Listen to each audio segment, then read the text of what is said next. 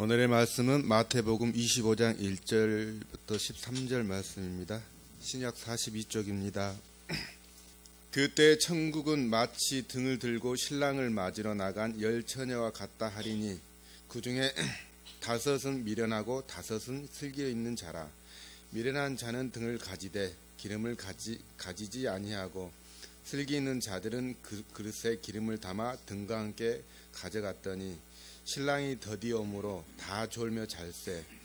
밤중에 소리가 나되 보라 신랑이로다 맞이하러 나오라 하매 이에 그 처녀들이 다 일어나 등을 준비할세.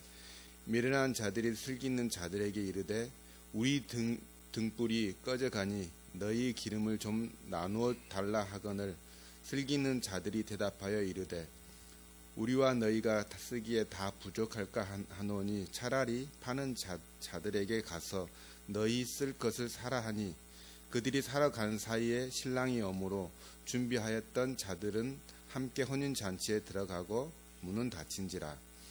그 후에 남은 처녀들이 와서 이르되 주여 주여 우리에게 열어주소서.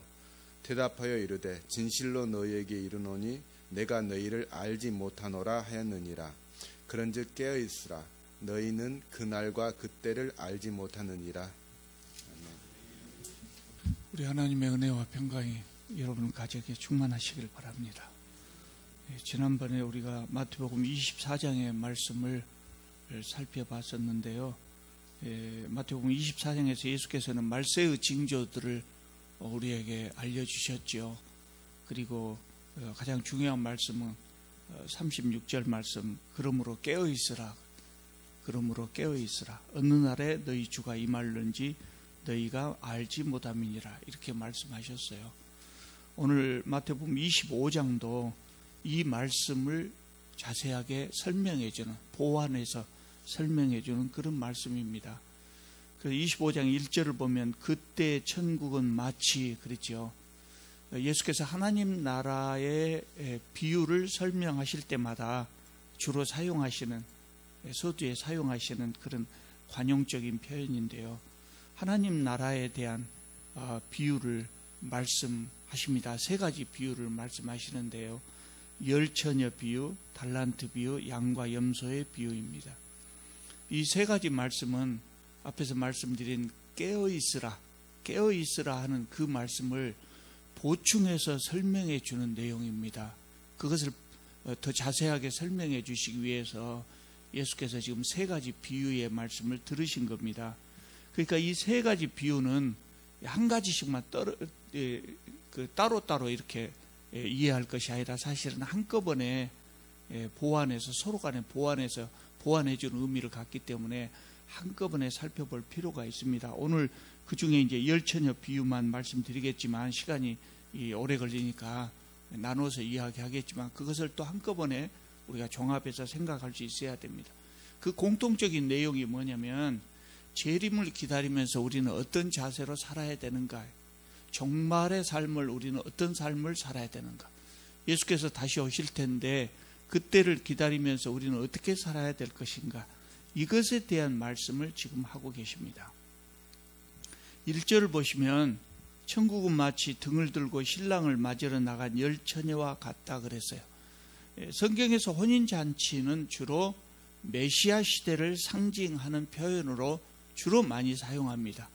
이 비유에서도 마찬가지죠. 그러면 신랑은 다시 오실 예수님을 의미하고 또 10처녀는 그 예수님을 기다리는 신자들을 상징합니다. 예수님 시대에 이스라엘 작은 나라였지만 마을마다 결혼 풍습이 다 똑같이는 안 했을 겁니다. 그러나 공통적인 것은 뭐냐면 신랑이 신부를 데리러 오고 그리고 신부를 데리고 신랑의 집까지 행진을 하고 그리고 신랑의 집에 가서 잔치를 하는 겁니다. 신랑이 올 때, 신랑이 신부 집에 신부를 데리러 올 때 신부가 직접 나갈 수는 없잖아요. 그래서 주로 신랑을 맞으러 나간 사람들이 누구냐면 들러리를 보는 처녀들, 주로 신부의 친구들이죠. 그 처녀들이 맞으러 나가는데 주로 이제 이 일이 저녁에 있다 보니까 등불을 들고 신랑을 맞이하러 갔었다는 것이죠. 그러니까 이 행진에서 등이 없으면 할 수 없지요. 필수적이죠. 지금이야 뭐 광주 시내는 등이 없어도 얼마든지 갈 수 있죠. 저녁이 너무 밝아서 문제 아닙니까? 너무 밝아서 우리가 잠을 잘 자기 어려울 정도로 밝아서 문제지만 옛날에는 어두웠거든요. 뭐 저 어렸을 때만 해도 밤에 달이 없는 날은 눈을 감았는지 떴는지 구분이 안 갈 정도로 그렇게 깜깜하게 어두웠어요. 그러니까 등불이 없으면 움직일 수가 없지요. 성경에서 지금 이 등불 또는 등이라고 이렇게 번역을 했는데, 그래서 우리는 램프를 생각하지만 램프가 아니고 원래의 뜻은 횃불이란 말이죠. 횃불. 자, 2절에서 4절을 보면 이 들러리 처녀들을 다섯으로 나누지요. 슬기 있는 자와 미련한 자 이렇게 나누고 있는데요. 슬기 있는 처녀들은 등불과 함께 여분의 기름도 가지고 있었다는 거죠. 만약의 경우 신랑이 늦게 올 것에 대비해서 충분한 기름을 준비하고 있었던 것이고요. 또 미련하다고 분류된 사람, 사실은 이런 사람들이 세상을 사는 데는 더 영역에 사는지도 몰라요. 그러나 본문에서는 충분한 여분의 기름을 준비하지 않았기 때문에 미련하다고 분류가 됐습니다마는, 이들은 기름을 가지지 않았다 그랬지만 실제로 가지지 않는 것은 아니고 여분의 기름을 가지지 않았다는 것이죠. 횃불에는 당연히 기름이 묻어 있었고 그래서 불을 켤 수는 있었겠지요. 그러나 이 횃불이라고 하는 것이 오래 가지 못하지 않습니까? 기름을 직접적으로 태우기 때문에 오래 가지 못하니까 반드시 여분의 기름이 필요하죠. 그런데 이들은 그 여분의 기름을 준비하지 않았다는 것이죠. 이 처녀들은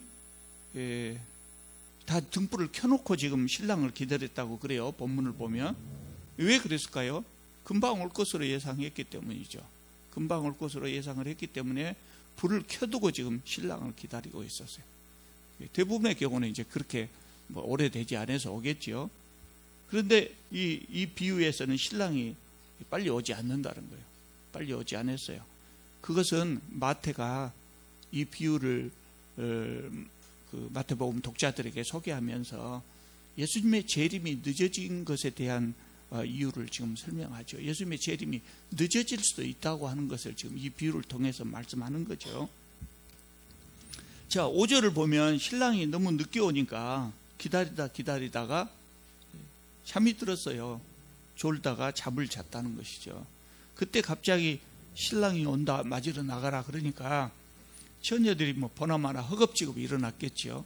그 자기 등불을 챙겼을 겁니다. 그때 등불이 아마 점점 사그러져 가고 있었을 거예요. 시간이 오래 되다 보니까 그동안 잠을 잤고 기름 보충을 잠자는 동안 못하고, 그러니까 불이 점점 꺼져갔겠죠. 슬기 있는 처녀들은 여분의 기름에다가 기름을 횃불에 묻혀서 보충을 해서 다시 횃불이 밝게 했겠지만, 미련한 처녀들은 여분의 기름이 없었다는 거예요. 그래서 슬기 있는 처녀들에게 기름을 좀 나눠달라 그렇게 부탁을 했습니다. 기름을 나눠 쓸 수 있으면 얼마나 좋겠습니까? 그런데 슬기로운 자들이 가지고 있었던 기름도 나눠 쓸 만큼 충분하지 못했다는 거죠. 그래서 이것을 나눴으면 우리가 서로가 다 부족하고, 다 부족하면 신랑을 맞으러 가기 어려우니까 차라리 가게에 가서 너희 쓸 것을 사는 것이 좋겠다. 이렇게 슬기로운 자들이 말했다고 합니다. 어떤 사람들은 이 말씀을 가지고 다르게 생각하는 사람도 있어요. 예수께서 비유의 말씀을 말씀하실 때 우리가 비유를 정확하게 이해하기 위해서는 예수께서 말씀하신 의도만 파악하면 돼요. 왜냐하면 예수께서 말씀하시는 그 상황하고 정확하게 100% 맞는 현상의 상황이 있기가 어렵죠. 그러니까 예수께서 말씀하시는 것에 가장 가까운 비유를 드신단 말이에요. 그러니까 이 비유를 읽을 때는 예수께서 지금 무슨 말씀을 하시는가, 그 의도가 무엇인가 이것만 파악하면 되는데 꼭 아주 주변적인 그런 것에 관심을 많이 갖는 분들이 있어요. 그래도 어떤 분들은 그렇더라고요. 같이 못 가는 안이 있어도 기름 좀 나눠 쓰지 인색하게 그냥 가게 가서 사오라고 하냐, 그렇게 이야기하는 사람도 있어요. 아주 주변적인 것이죠. 근데 이 비유에서 기름은 신앙입니다. 신앙을 의미하는 거죠. 신앙은 나눠 쓸 수 없잖아요. 내 신앙이 충분하다고 다른 사람에게 신앙을 빌려줄 수 없단 말이죠. 구원이라고 하는 것은 우리 각자의 신앙으로, 우리 각자의 믿음으로 얻는 것이지, 내 부족한 그 믿음을, 남의 믿음을 차용해 와가지고 구원을 얻을 수는 없는 거지요. 그래서 빌려줄 수 없는 겁니다. 자, 그래서 5 처녀들이 기름을 사러 갔습니다. 10절에 보면 그들이 기름을 사러 간 사이에 신랑이 왔어요. 그러니까 기름을 충분하게 준비했던 사람들은 혼인잔치에 참여를 했지만, 기름을 사러 간 미련한 5 처녀들은 혼인잔치에 들어가지 못하고 문이 닫히고 말았다는 거죠. 기름을 사러 갔던 처녀들이 돌아오니까 문이 닫혀 있습니다.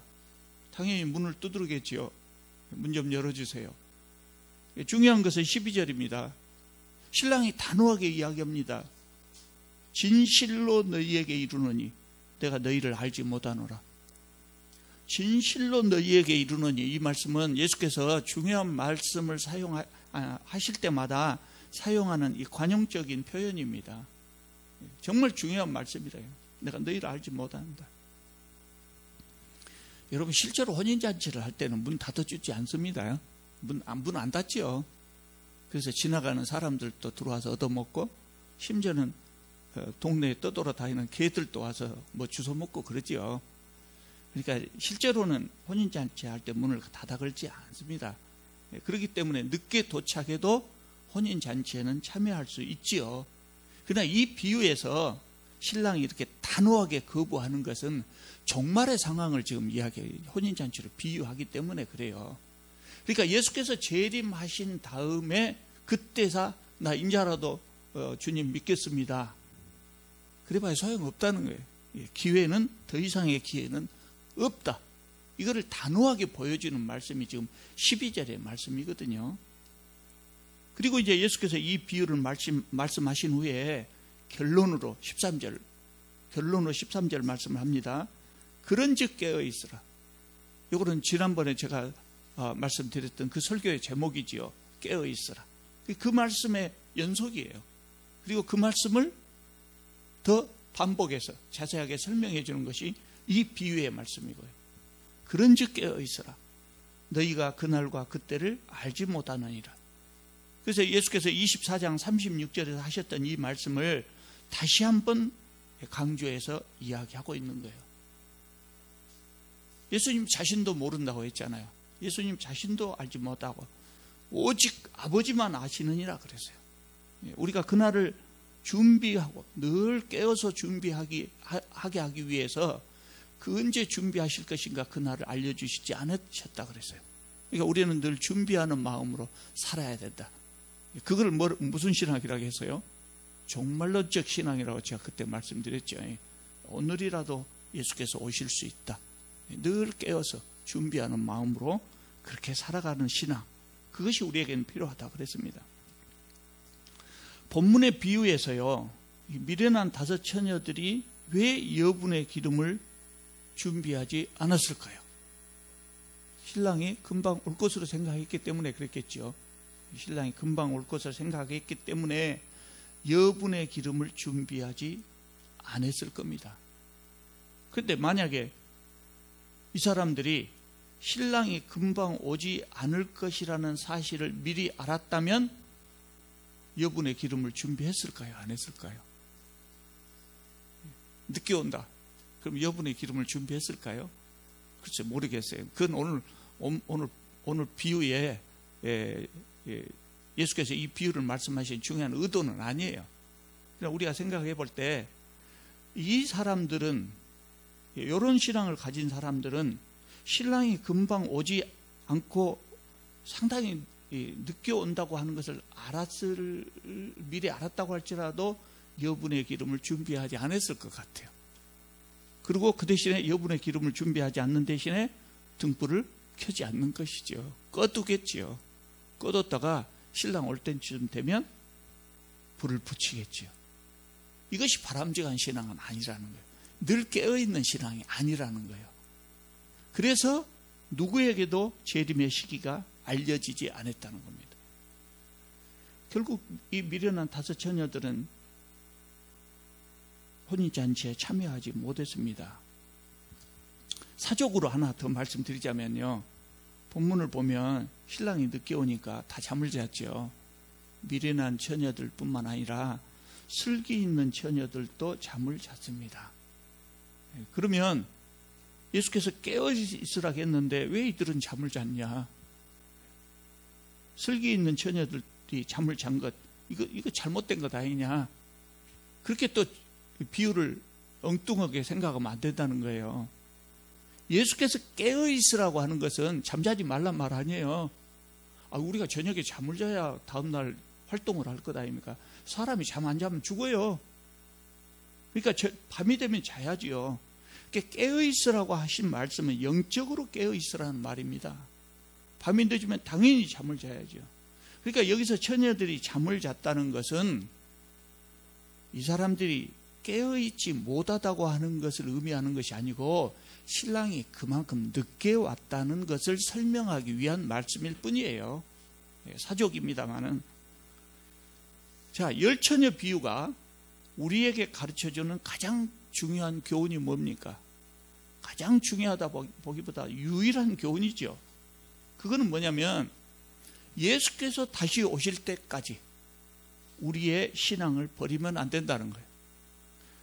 또 우리 세대에 예수님이 다시 재림하지 않는다면 그것은 뭘 의미하냐면 우리가 죽는 순간까지 신앙을 버리면 안 된다는 거예요. 끝까지 믿음을 지켜야 된다. 이것이 10처녀 비유의 말씀이에요. 10처녀 비유에 대해서 다른 제목을 붙인다면 끝까지 믿음을 지켜라. 이겁니다. 이 비유에서 미련한 5 처녀들 계속해서 신랑을 기다렸습니다. 계속 기다렸습니다. 그러다가 기름을 사기 위해서 잠깐 집을 비웠거든요. 이들의 잘못은 겨우 이겁니다. 잠깐 집을 비웠다는. 그러나 혼인잔치에 들어가지 못했어요. 이거 뭘 의미합니까? 초대교회 시절에 사람들의 신앙이 얼마나 뜨거웠겠어요. 예수님을 정말 잘 믿었거든요. 그런데 그 사람들은 정말 예수님이 금방 오실 것으로 믿고 기다렸던 것 같아요. 사도들도 그렇게 설교를 많이 했고요.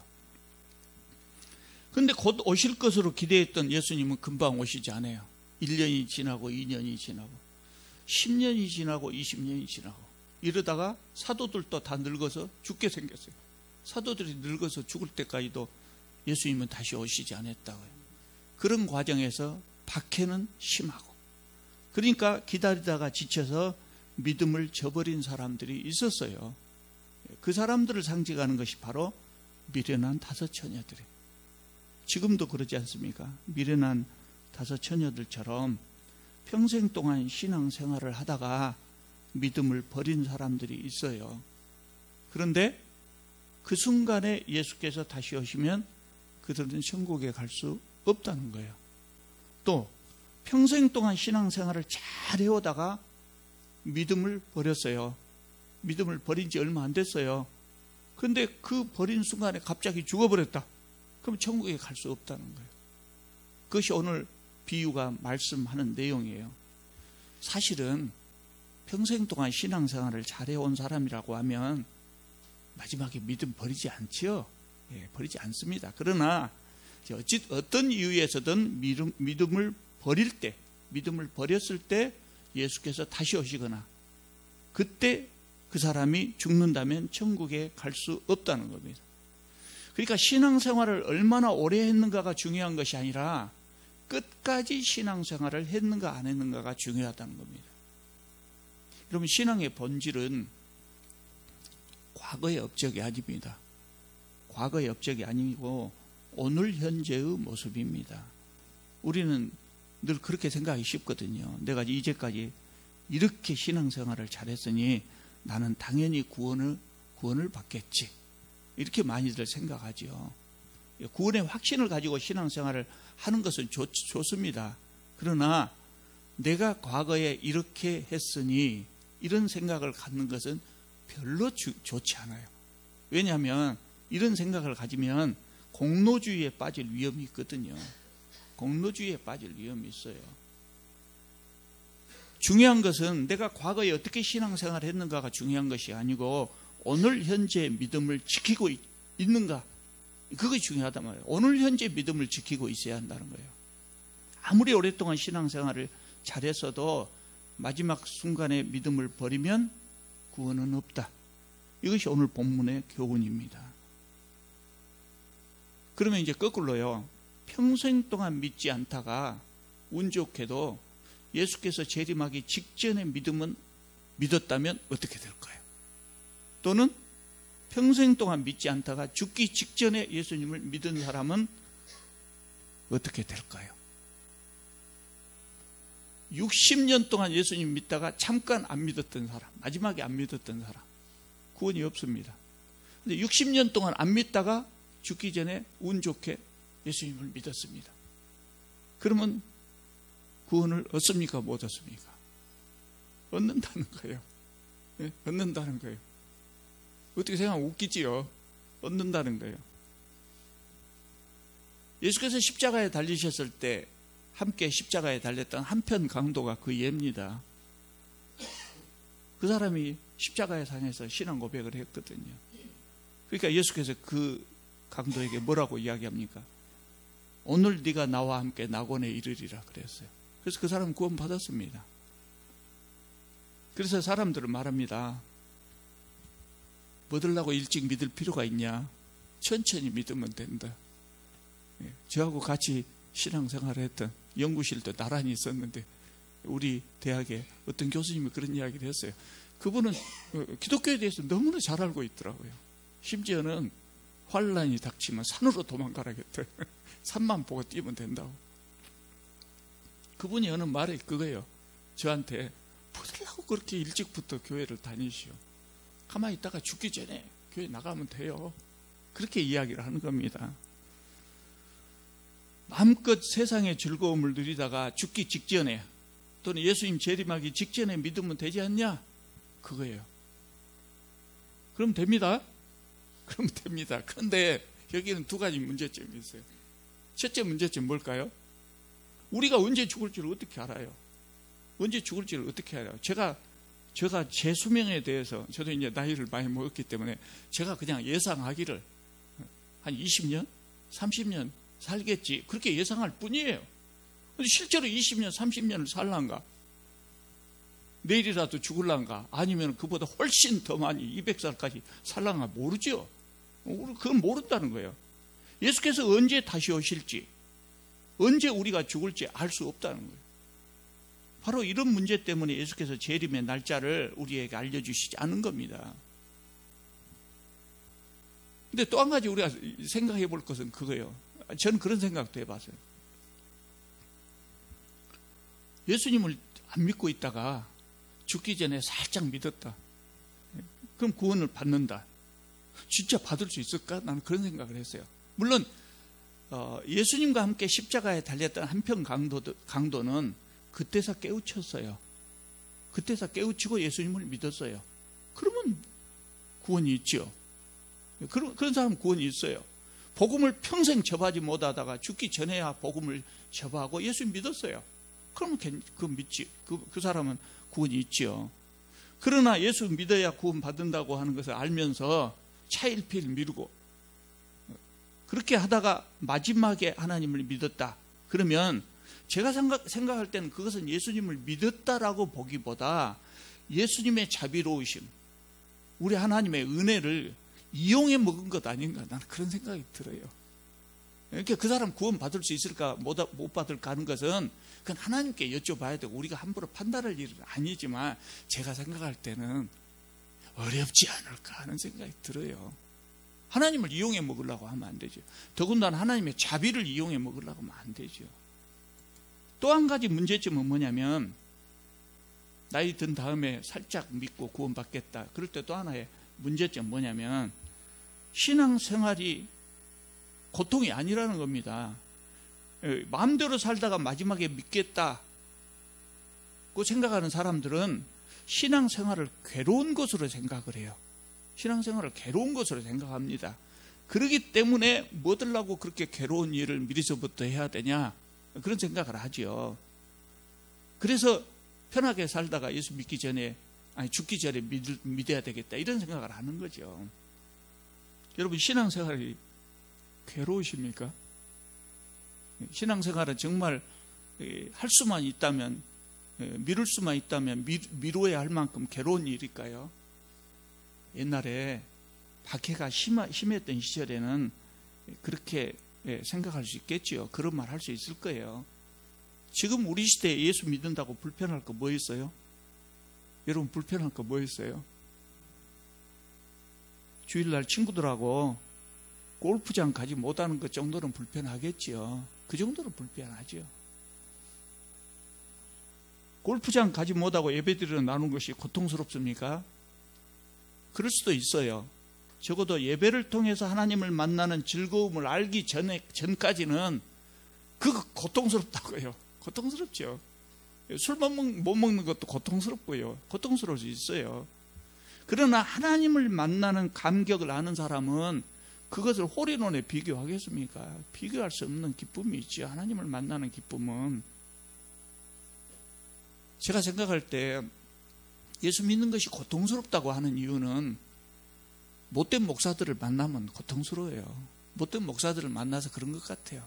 저도 과거에 그렇게 신앙생활을 많이 했거든요. 너무 힘들었어요.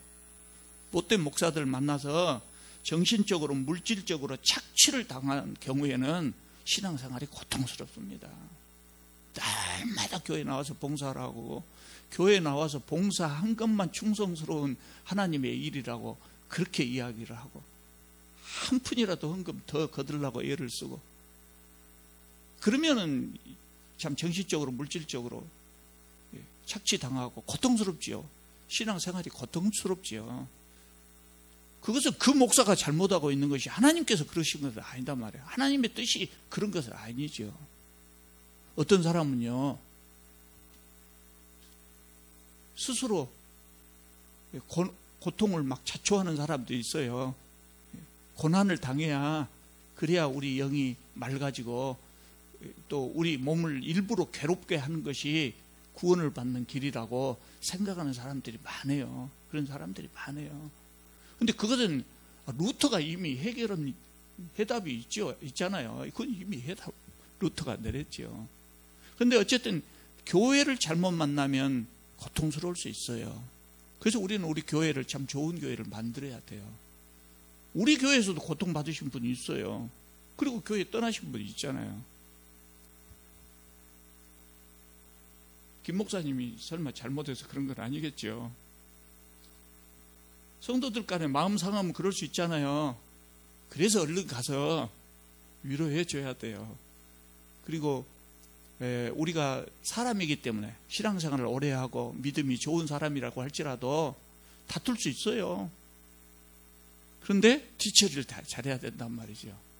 집에 가서 생각해 보니까 내가 좀 심했다라든가, 내가 안 그래도 될 것을 그랬다 생각하면 즉시 화해를 해야죠. 그래야 교회가 다시 평화로워진단 말이죠. 그러지 못하니까 신앙생활 하는 것을 고통스럽게 생각하는 거예요. 그런 사람들이 많죠. 술 못 먹는 것이 뭐가 그렇게 고통스럽겠어요. 저는 술을 먹어봤지만 그 다음날 아침에 숙취가 오도록 술을 먹어본 적은 없어요. 술 먹으면 고통스럽다고 하잖아요, 사람들이. 이 여자 저 여자 만나면서 마음대로 바람 피우고 다니는 것을 행복한 줄 아십니까? 저도 안 해봐서 몰라요. 그런데 바람둥이들 말 제가 들어본 적이 있어요. 더 고통스럽대요. 신경 쓸 것이 더 많고 더 고통스럽대요. 우리 하나님을 믿고 사는 것이 얼마나 행복한지 몰라요. 하나님을 믿는다는 것은 말이에요, 날마다 하나님의 돌보심과 인도하심을 누리는 거예요. 그분께서 날마다 나와 함께 하신다고 하는 것을 느끼면서 세상에 어떤 것으로도 얻을 수 없는 참된 평안과 기쁨을 누리고 사는 거예요. 이것에 비하면 하나님을 모르고 사는 삶은 어떤 삶일까요? 제가 생각해 봤어요.